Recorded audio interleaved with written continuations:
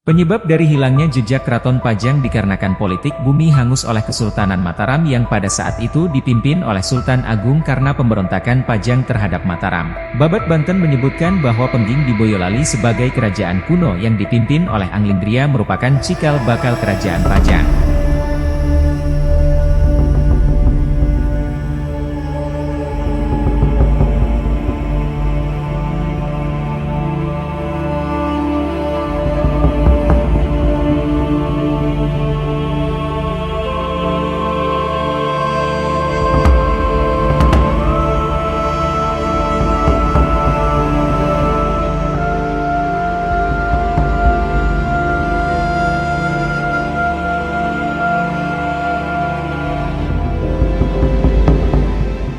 Hai semua, selamat datang di saluran sejarah ini.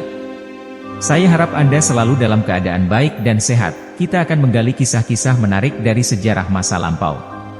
Dari intrik politik hingga petualangan yang luar biasa, mari kita jelajahi bersama-sama. Jangan lupa tekan tombol like dan subscribe, agar tidak ketinggalan setiap episode sejarah yang seru. Jika channel ini bermanfaat, jangan lupa untuk share ya. Saya berharap Anda menikmati perjalanan ini.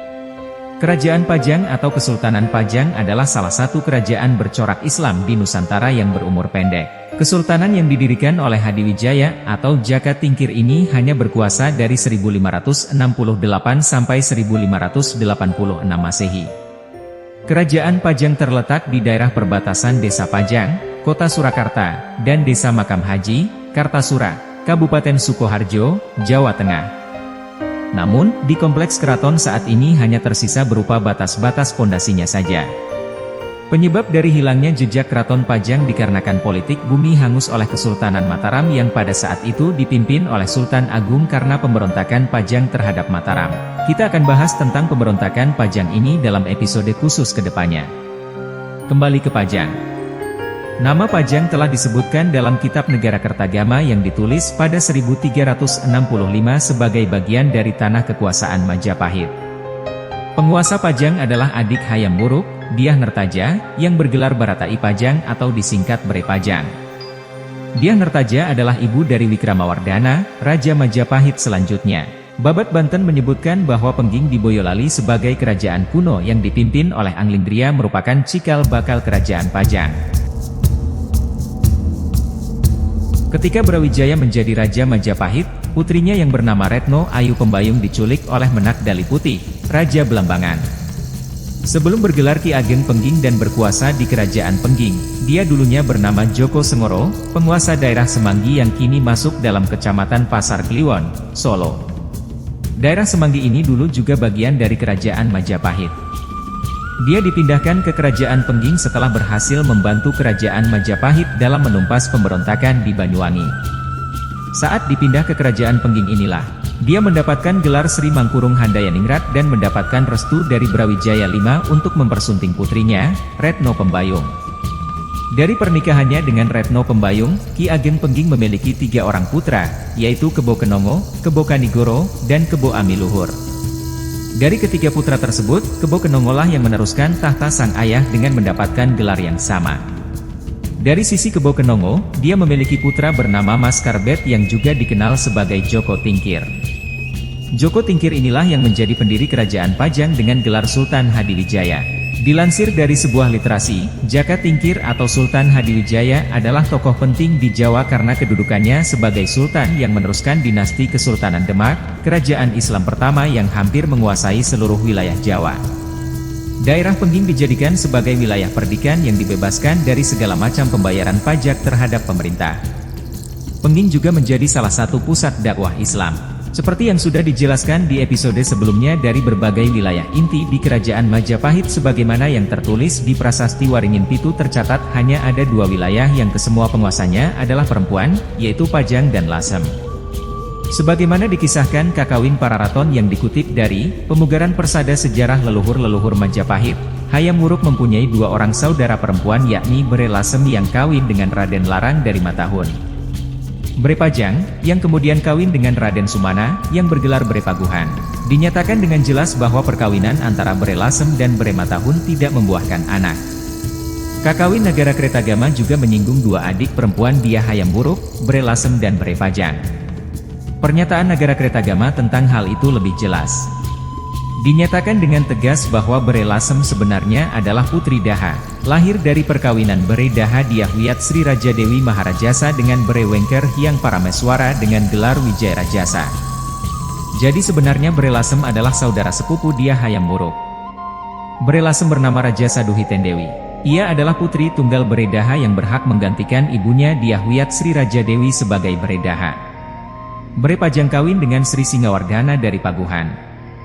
Dari perkawinan Bre Pajang dan Singawardhana dari Paguhan, demikian para raton, lahir Raden Gagaksali alias Aji Wikrama, atau sama dengan Wikramawardhana yang bergelar Bre Mataram dalam Nagara Kretagama.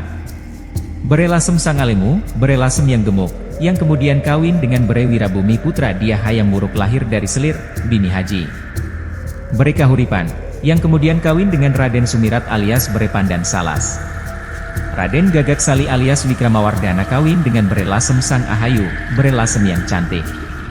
Nagara Kretagama menyatakan bahwa Bre Mataram Wikramawardhana kawin dengan Kusumawardhani putri Dyah Hayam Wuruk dari perkawinannya dengan Paduka Sori, keturunan Wijaya Rajasa. Di Kakawin Nagara Kretagama juga menyatakan bahwa Bre Wirabumi kawin dengan Nagarawardhani. Demikianlah Bre Lasem sang alemu dalam para raton itu sama dengan Nagarawardhani dalam Nagara Kretagama. Ia adalah adik perempuan Bre Mataram alias Wikramawardhana.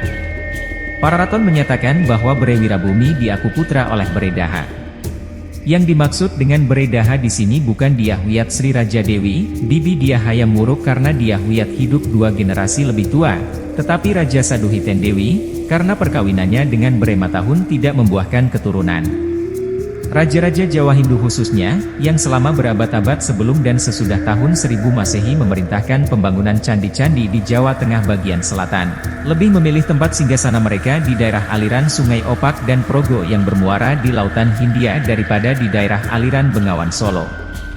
Seperti di episode sebelumnya dijelaskan bahwa wilayah yang kawasan antara Gunung Lawu dan Merapi di daerah pedalaman Bengawan Solo yang bermuara ke Laut Jawa di dekat Gresik, merupakan wilayah yang kurang berpotensi untuk bidang ekonomi dan politik dibandingkan dengan daerah Mataram di sebelah baratnya.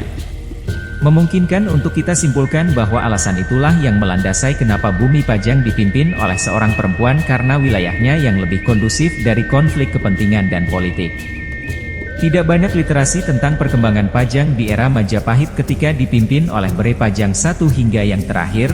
Akan tetapi Pajang mengalami kemajuan di bidang pertanian dalam abad ke-16 dan 17 sehingga menjadi lumbung beras. Lokasi pusat kerajaan Pajang ada di dataran rendah tempat bertemunya Sungai Pepe dan Dengkeng, kedua-duanya bermata air di lereng Gunung Merapi, dengan Bengawan Solo.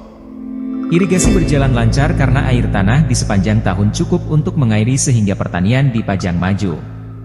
Di zaman kerajaan Demak baru muncul, Pajang telah mengekspor beras dengan mengangkutnya melalui perniagaan jalur sungai melalui Bandar Kabanaran menuju ke Bandar Besar Nusupan dan Semanggi. Sejak itu Demak sebagai negara maritim menginginkan dikuasainya lumbung-lumbung beras di pedalaman yaitu Pajang dan kemudian juga Mataram, supaya dengan cara demikian dapat berbentuk negara ideal agraris maritim. Seperti diketahui bahwa Kadipaten Pajang di era Majapahit merupakan wilayah yang kurang potensial dalam bidang ekonomi dan politik. Berbeda pada era Sultan Hadiwijaya dan Ki Ageng Henis, Pajang justru semakin maju dalam bidang ekonomi dan politik. Seperti apakah sepak terjang Joko Tingkir hingga berhasil menjadikan Pajang sebagai kerajaan yang maju dan berkembang, kita akan bahas pada episode selanjutnya, periode Pajang Tidak Zaman. Terima kasih telah menyertai kami dalam perjalanan melalui lorong sejarah Pajang yang penuh misteri dan keajaiban. Jangan lupa untuk like, subscribe, dan bagikan video ini agar lebih banyak orang dapat menikmati pesona sejarah yang kami bagikan. Mari terus menjaga semangat pengetahuan dan keingintahuan kita bersama. Sampai jumpa di episode berikutnya, selamat menjelajahi sejarah yang kaya dan menarik.